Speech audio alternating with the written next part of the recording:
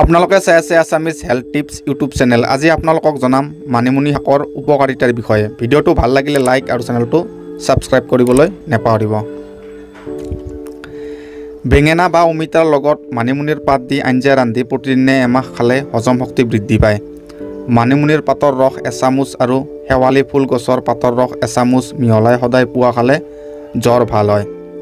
সামান্য পৰিমাণৰ আম গছৰ ছাল, আনাৰসৰ কেঁচা পাত, কেঁচা হালধিৰ ৰস, 4-5 ডাল মানিমুনি শাকৰ শিপা ভালদৰে ধুই একেলগে বটি ৰস উলিয়াই খালী পেটত খালে পেটৰ অসুখ ভাল হয়। সৰু ল'ৰা ছোৱালীৰ ক্ষেত্ৰত এই পথ্য অধিক কাৰ্যকাৰী। আধা লিটাৰ গাখীৰত 250 গ্ৰাম মিচিৰি আৰু 175 গ্ৰাম মানিমুনি পাতৰ ৰস একেলগে মিহলাই প্ৰতিদিনে পুৱা এসপ্তাহলৈ খালে গেষ্ট্ৰিক ভাল হয়। সদায় পুৱা খালী পেটত 4 চামুচ মানিমুনিৰ ৰস আৰু এচামুচ মৌ মিহলাই এসপ্তাহ খালে তেজ পৰিষ্কাৰ হয়।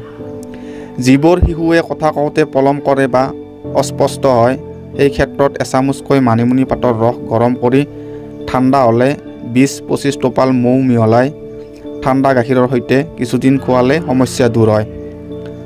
মানিমুনিৰ পাত বটি গৰম ভাতৰ লগত খালে পেটৰ বিষ ভাল হয়।